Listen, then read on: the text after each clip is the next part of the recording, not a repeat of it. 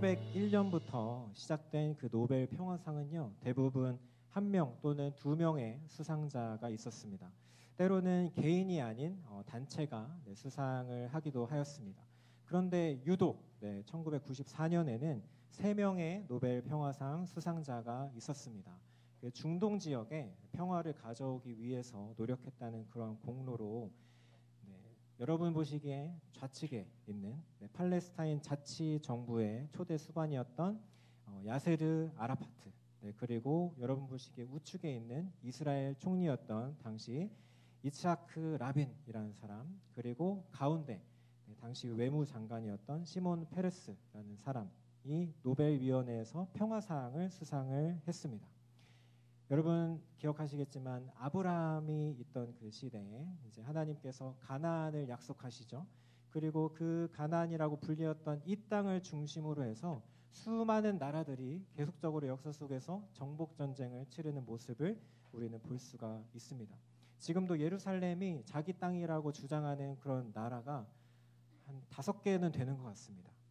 1994년 당시에도 여전히 복잡하게 얽히고 설킨 그런 문제들이 많았지만 이들은 1994년 10월에 오슬로 협정을 체결하였고 서로 분쟁이 없이 평화를 당시 유지할 수 있었습니다.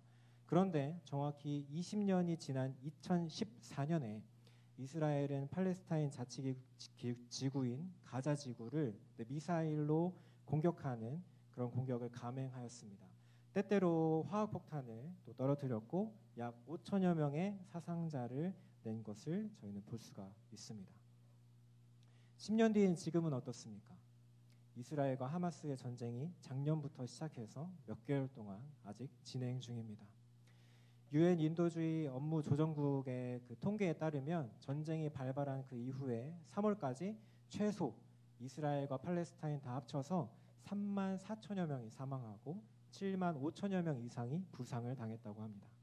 노벨 평화상을 받은 양국의 그런 수반들도 그들이 계속적으로 노력을 했겠지만 이 사람과 사람의 갈등을 어떻게 해결할 수는 없는 그런 상황인 것 같습니다.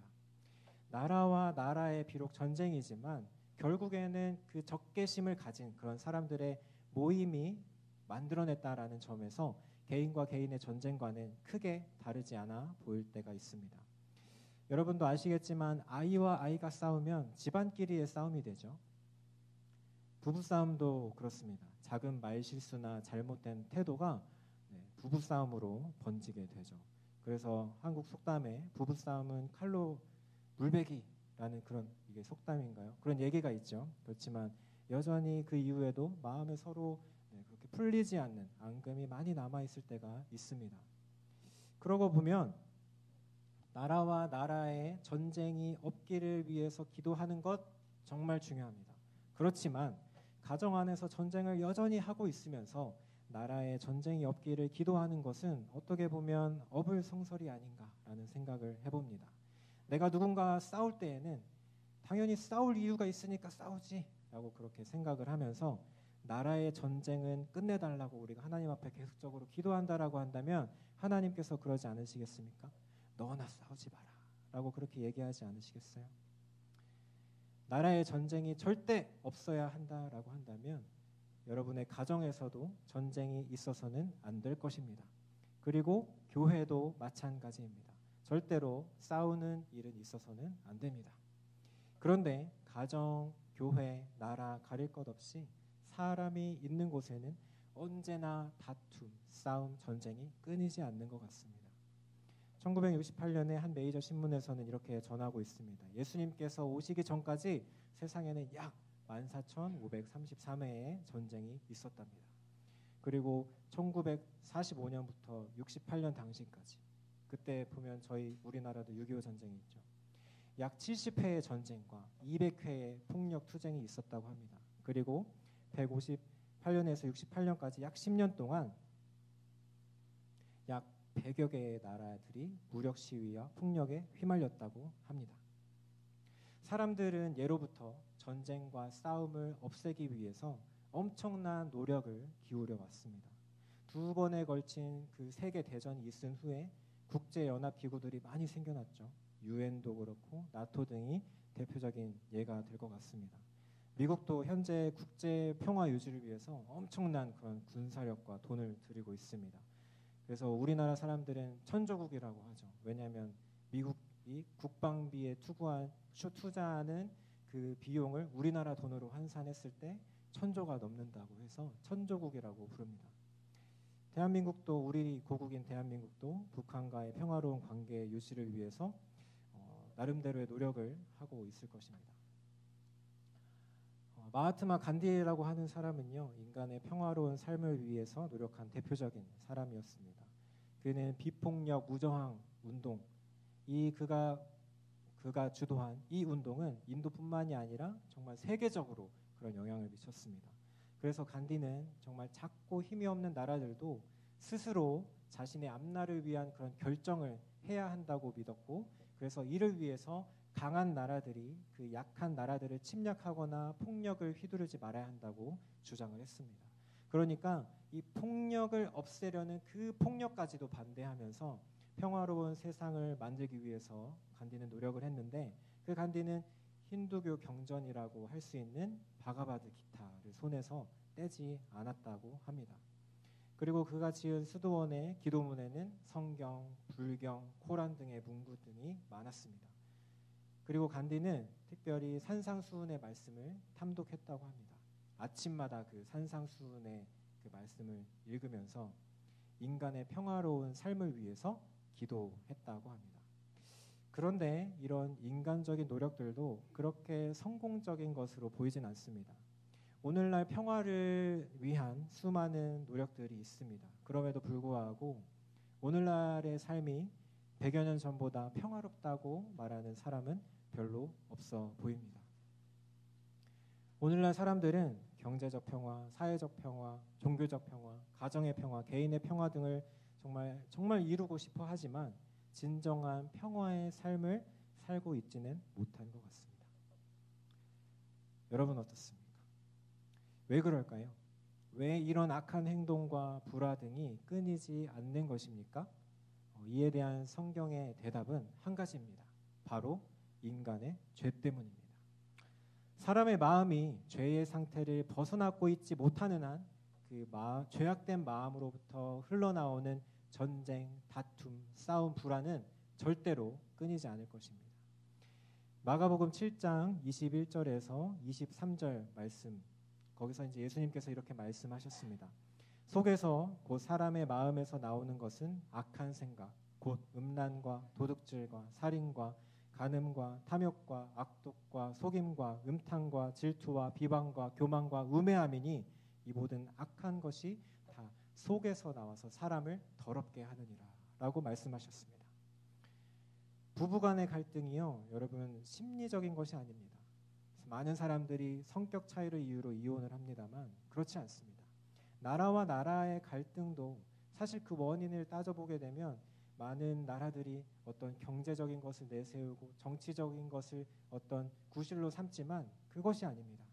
부모와 자녀 간의 갈등도 우리가 세대 차이 때문에 그렇다라고 생각을 하지만 근본적으로 따져보게 되면 그것이 아닙니다. 바로 인간의 죄악된 마음이 문제입니다. 사람들이 그것을 인정하려고 하지 않아서 그렇지 성경에 의하면 인간의 근본적인 문제는 사람의 마음에 있습니다. 사람의 죄로 물든 마음이 변화되기 전에는 어떤 외적인 환경을 변화시키고 그것들을 우리가 조작한다 할지라도 사람의 문제를 절대 해결할 수 없다고 성경은 말하고 있습니다. 그래서 예수님께서는 이 땅에 참된 평화의 나라, 그 하나님의 나라가 임할 때 가장 먼저 어떤 사람이 그 나라를 보게 될 것이라고 하였습니까? 바로 마음이 가난한 사람이라고 말씀하셨습니다. 자신의 죄로 물든 마음으로는 도저히 하나님의 평화를 맞이할 수 없다라는 것을 깨닫고 정말 애통하면서 우는 사람, 바로 그 사람이 하나님의 나라를 얻게 된다고 말씀하셨습니다. 진정한 이 땅의 평화가 오기 위해서는 평화를 위해 노력하는 것도 중요하고 또 화평하자고 주장하는 그런 노력들도 중요하지만 그런 사람들이 아니라 평화를 만들어내는 사람들, 피스메이커들이 필요합니다. 오늘 본문에서 예수님은 말씀하십니다. 화평하게 하는 자는 복이 있나니 그들이 하나님의 아들이라 일컬음을 받을 것이미요. 직역하면 그렇습니다. 복 있는 자여, 너희는 평화를 이루는 사람들이다. 너희는 하나님의 자녀라고 일컬음을 받을 것이다 라고 그렇게 우리가 뜻을 풀이할 수 있습니다. 그러면 예수님께서 말씀하시는 그 평화를 이루는 사람은 어떤 사람입니까? 그는 먼저 첫 번째로 하나님과 평화를 이룬 사람입니다. 하나님과 평화를 이루지 않고 이 땅의 평화를 이룰 수 있는 사람은 없습니다. 원래 우리는 하나님과 평화를 이루지 못하는 사람들이었습니다. 바울은 로마에 보내는 편지를 쓰면서 이렇게 말했습니다. 로마서 3장 23절 말씀 우리 다 같이 함께 읽어볼까요? 시작.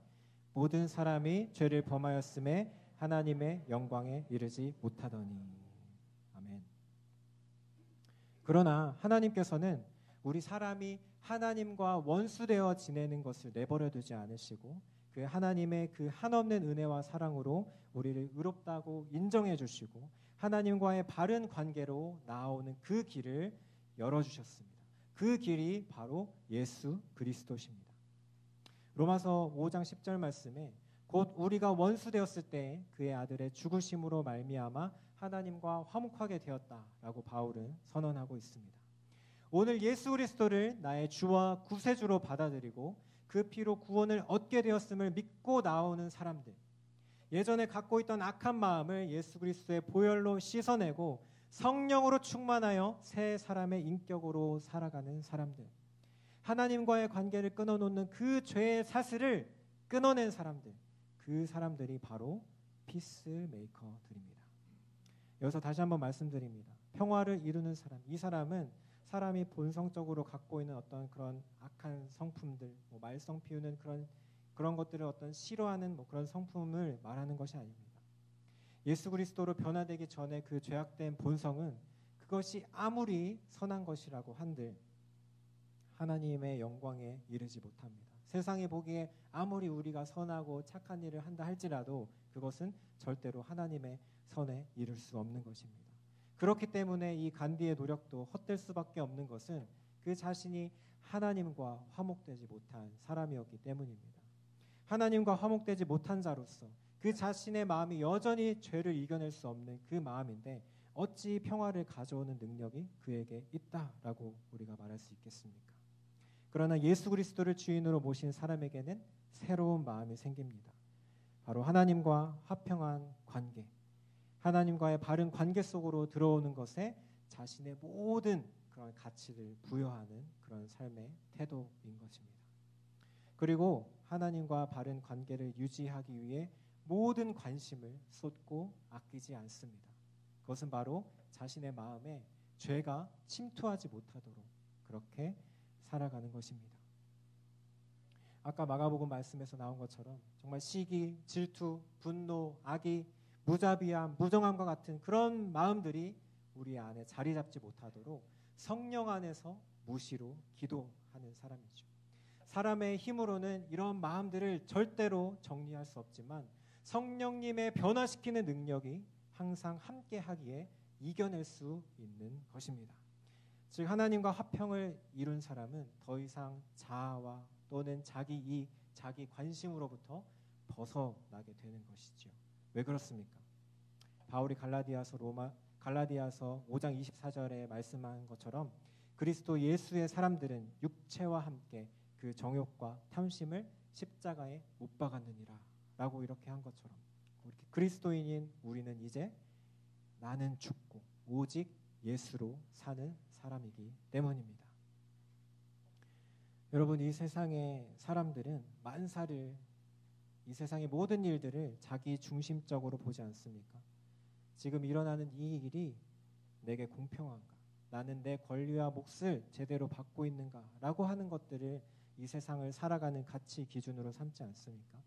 심지어 교회에 와서 그리스도인이 되었다고 말하지만 내 이득, 내 자존심, 내 아이, 내 기준, 내 가치관, 내 생각만 앞세우는 사람이 있다라고 한다면 그는 아직 진정한 의미에서는 그리스도인이 아닌 것이겠지요. 항상 싸움과 분쟁, 오해와 전쟁으로 이끄는 것이 바로 이 사람의 자기 중심성입니다. 그런데 이 자기 중심성이 사라진 사람, 그는 바로 그리스도인입니다. 그가 바로 나는 죽고 예수로 사는 사람이고, 그가 바로 화평하게 하는 사람인 것입니다. 그 사람의 마음에 하나님의 나라가 임한 것입니다. 두 번째로 진정한 평화를 이루는 사람은 다른 사람을 하나님과 화평하게 하는 사람입니다. 그것은 다른 말로 하면 바로 복음을 전하는 사람입니다. 그가 진정한 평화를 이루는 사람입니다. 성경은 이 복음에 대해서 이야기를 할 때 항상 평화의 복음이다라고 소개를 합니다. 하나님과 인간을 화평하게 할 능력이 바로 이 복음 안에 있기 때문입니다. 로마서 1장 16절 말씀 우리 같이 함께 읽어볼까요? 시작. 내가 복음을 부끄러워하지 아니하노니 이 복음은 모든 믿는 자에게 구원을 주시는 하나님의 능력이 됨이라. 먼저는 유대인에게요 그리고 헬라인에게로다. 바울은 이렇게 말하고 있습니다. 그러니까 이 복음이야말로 하나님과 인간 사이를 평화롭게 만드는 능력인 것입니다. 그러니 이 평화를 이루는 사람은 다른 사람들에게도 복음을 전하여서 그들 역시도 하나님과 화평하게 만드는 사람인 것입니다. 저는 이 화평하게 하는 자에 대해서 말씀을 드릴 때 요나라는 사람이 생각이 납니다. 사실 요나는 니느웨 사람들을 하나님께로 이끌 마음이 없었습니다. 하나님은 요나에게 그렇게 니느웨로 가라고 명령하셨지만 요나는 니느웨 사람들이 정말 싫었습니다. 그들에게 하나님의 진노와 용서를 전하면 그들은 회개하게 될 것이고, 그들이 회개하면 당연히 하나님은 그들을 용서하실 것을 알기 때문에 요나는 니느웨로 갈 수 없었습니다. 그래서 처음 하나님이 명령하셨을 때 요나는 니느웨로 가지 않고 다시스로 갔습니다. 그렇지만 그러다가 거기에서 광풍을 만났고 결국 물고기 뱃속에 들어갑니다. 그 속에서 그가 깨달았겠죠. 하나님과 반대되는 의지로는 살아갈 수 없겠구나. 이러다 내가 죽겠구나. 그래서 그 물고기 뱃속에서 나온 이후에는 그가 다시 니느웨로 힘없이 걸어가죠. 그리고는 외칩니다. 40일 후면 니느웨가 멸망한다. 아주 성의 없게 외쳤습니다. 그런데 이게 웬일입니까? 니느웨가 회개하기 시작합니다. 왕부터 평범한 백성들에 이르기까지 죄에다 그 죄를 뒤집어쓰고 하나님 앞에 무릎 꿇고 자신들의 죄를 낱낱이 고백하는 일들이 일어납니다. 그들이 눈물을 흘리고 자신들의 죄에서 돌이키는 모습을 보게 됩니다. 그들이 살아나기 시작합니다. 전쟁을 좋아하던 그들이 이제는 평화의 하나님의 백성들이 되는 그런 순간인 것이죠. 그 전쟁의 도시가 평화의 도시가 되는 모습인 것입니다. 여러분이 믿고 또 여러분이 전하는 그 복음이 다른 사람들을 하나님과 화평하게 할 수 있는, 만들 수 있는 그런 능력임을 믿으시길 바랍니다. 그 복음이 이 땅에 진정한 평화를 가져오는 능력입니다.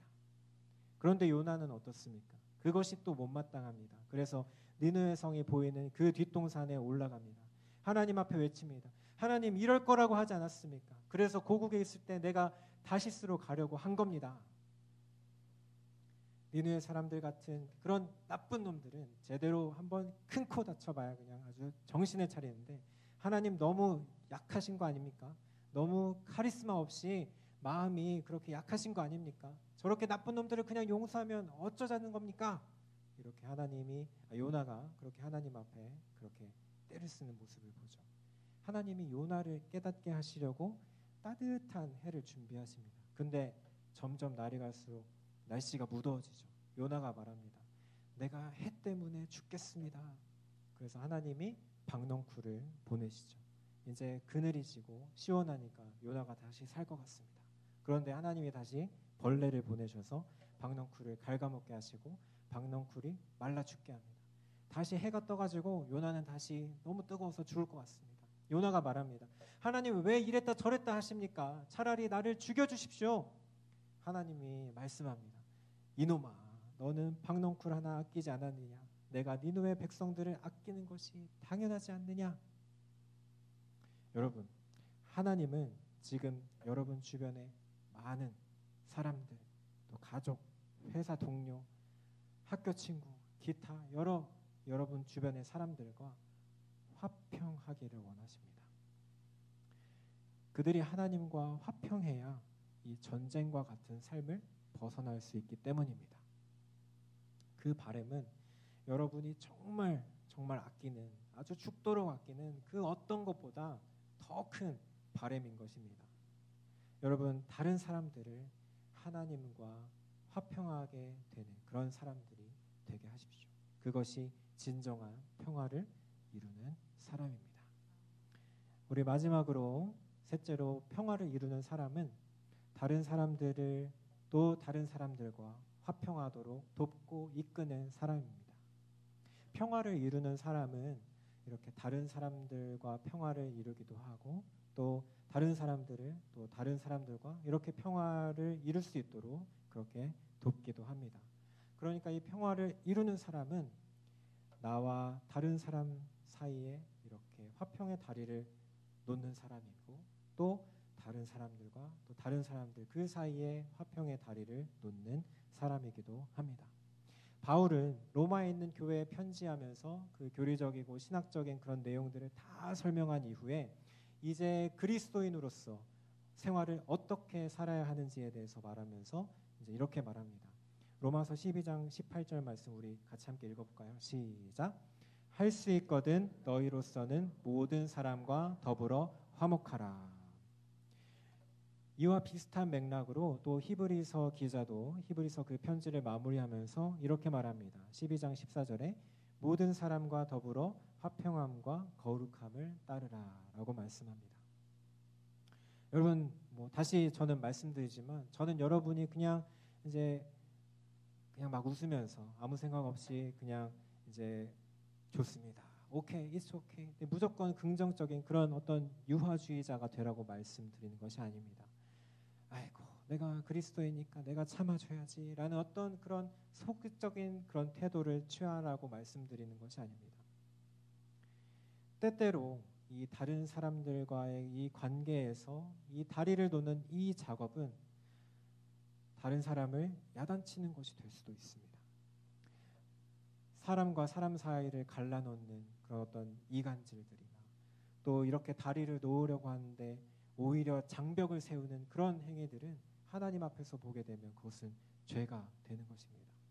이 세상에서는 그냥 서로 등지고 그냥 안 보고 살면 되지만 우리가 하나님의 백성으로서 정말 우리가 서로와 서로 사이에 그렇게 벽을 두고 살아간다라고 하는 것은 하나님 앞에서는 죄가 될 수 있다라는 것입니다. 여러분, 이러한 죄는 우리가 대충 그냥 없는 것처럼 그렇게 치부하고 덮어준다고 해서 없어지는 것이 아닙니다. 주님의 이름으로 권면하고 경고하는 것이 필요한 것이죠. 그래서 마태복음 18장 15절에서 17절 말씀에 이야기하고 있는 것입니다. 예수님께서 말씀하시는 것입니다. 우리 같이 함께 읽어보겠습니다. 시작. 내 형제가 죄를 범하거든 가서 너와 그 사람과만 상대하여 권고하라. 만일 들으면 내가 내 형제를 얻은 것이요 만일 듣지 않거든 한두 사람을 데리고 가서 두세 증인의 입으로 말마다 확증하게 하라. 만일 그들의 말도 듣지 않거든 교회에 말하고 교회의 말도 듣지 않거든 이방인과 세리와 같이 여기라. 예수님께서 이렇게 말씀하십니다. 우리가 여러분 우리에게 죄짓고 욕하고 또 모욕하는 사람들에 대해서 같이 그냥 욕해버리고 또 그들을 모욕하고 저주하고 이런 것들은 오히려 쉽습니다. 그렇지만 이 예수님의 말씀처럼 정말 충고하고 권면하는 그 일은 정말 어려운 일이죠. 때때로는 심한 어떤 논쟁이나 또는 오해에 그렇게 휩싸일 수가 있습니다. 그럼에도 불구하고 우리 그리스도인들은 피스메이커로서 이러한 노력을 해야 될 때가 있다라는 것입니다. 우리가 그렇게 했는데도 불구하고 그가 여전히 당신을 여러분을 향해서 죄를 짓고 모욕한다라고 한다면 그 결과에 대한 책임은 예수님의 말씀처럼 하나님께 이제 놓이게 되는 것이죠. 그래서 여러분 이런 일을 할 때에는 항상 여러분 기도하시는 것을 잊지 말아야 합니다. 누가복음 6장 28절에 예수님께서 이렇게 말씀하십니다. 너희를 저주하는 자를 위해서 축복하며 너희를 모욕하는 자를 위하여 기도하라.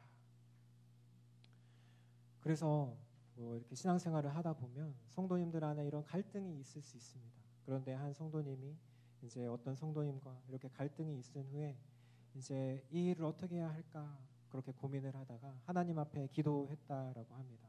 그런데 하나님 앞에 기도하면서 하나님께서 주신 마음은 하나님께서 오히려 그 상대를 탓하려는 그런 마음보다는 오히려 내 자신의 악한 그리고 또 그 사람에 대해서 정말 하나님의 마음으로 나아가지 못했던 것에 대한 그런 마음에 대해서 다시 한번 그렇게 말씀해 주시면서 그 마음을 새롭게 해주셨다는 그런 이야기들을 우리는 들을 수가 있습니다. 바로 이렇게 기도하는 사람, 또 인간관계를 위해 기도하는 사람, 작게는 부모와 자녀, 부부관계, 회사 동료와의 관계, 또 우리 교우 관계, 더 나아가 나라와의 관계를 위해서 마음에 품고 기도하는 평화를 이루시는 저와 여러분들이 되시기를 주님의 이름으로 축복합니다. 세상은 돈 또는 군사력, 어떤 힘이 있어야 평화가 이루어진다라고 믿습니다. 그렇지만 성경은 이러한 것들을 희생할 때 비로소 평화가 얻어진다라고 말씀하고 있습니다. 여러분도 다 경험해 보셔서 아시겠지만 부모가 자신의 것을 희생해야 우리가 온전히 자녀를 양육할 수가 있습니다. 그리고 그럴 때 또 자녀는 또 자신의 마음을 다해서 부모를 공경하게 되는 것이죠. 남편은 자기 몸을 희생해서 또 아내를 사랑하고, 또 아내는 자신의 또 마음을 희생해서 남편을 존경하는 이런 모습들이요. 그리고 또 나라와 나라 안의 어떤 그런 관계 안에서도 서로 무엇인가 협약이나 뭐 그런 것들을 공조를 이뤄내기 위해서는 각자의 것을 조금씩 양보하거나 그렇지 않으면 절대로 그 평화를 얻을 수가 없습니다.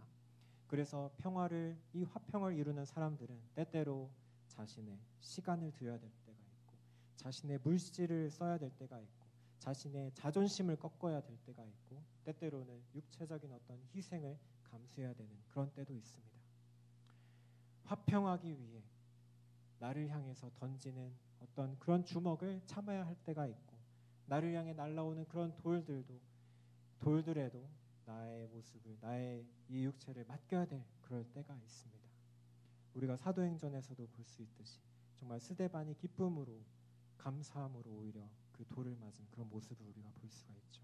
여러분, 이런 모습은 바로 우리를 만드신 우리 하나님과 아주 닮은 것입니다. 바로 평화의 왕이신 우리 하나님께서도 그 아들을 희생하셨습니다. 바로 우리와 화목하기 위해서입니다.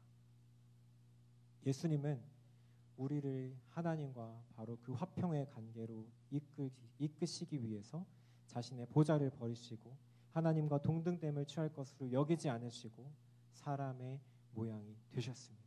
십자가에 죽으셨습니다. 여러분, 우리 하나님이야말로 바로 그 평화의 왕이십니다. 오늘 우리가 우리의 것을 정말 희생하면서 그렇게 평화를 이루어내면 하나님은 오늘 본문 말씀처럼 우리를 하나님의 자녀로 인정해 주신다고 말씀하십니다. 그리고 더 나아가 정말 이 세상도 우리를 보면서 당신은 하나님의 자녀라고 말하게 될 것입니다. 평화를 위해서 우리가 정말 잃었던, 그리고 우리가 양보했던, 우리가 희생했던 그 모든 것, 하나님께서는 그것보다 더 나은 것으로 우리의 삶을 가득 채워주실 줄 믿습니다. 하나님의 자원으로 채워주실 줄 믿습니다. 무엇보다 이 말씀에 따르면 하나님의 그 나라를 유업으로 그 아들에게 주신다고 약속하고 계십니다. 그 하나님의 나라가 바로 이 땅에서 화평을 이루며 살아가는 그 모든 이들에게 주어진다라고 말씀하고 계신 것입니다. 이 화평을 이루기 위해 우리가 정말 희생하며 살았던 이 땅에서의 그 잠시의 그 시간을 하나님께서는 영원의 그 시간으로 보상해 주실 것입니다. 우리가 그 평화를 이루기 위해서 정말 꺾어야 했던 그 자존심 대신에 원수의 목전에서 그렇게 상을 베풀어 주심으로 하나님께서 갚아 주실 것입니다. 우리가 때때로 맞아야 했던, 또한 받아야 했던 그런 모욕들을 대신해서 하나님께서 우리를 따뜻한 품에 안아주시고 우리를 위로해 주실 것입니다. 우리 그리스도인들에게 이보다 더 큰 복은 없을 것입니다. 왜냐하면 우리가 바로 하나님의 자녀가 되었기 때문입니다. 이러한 복을 누리시는 저와 여러분 되시기를 주님의 이름으로 축원합니다.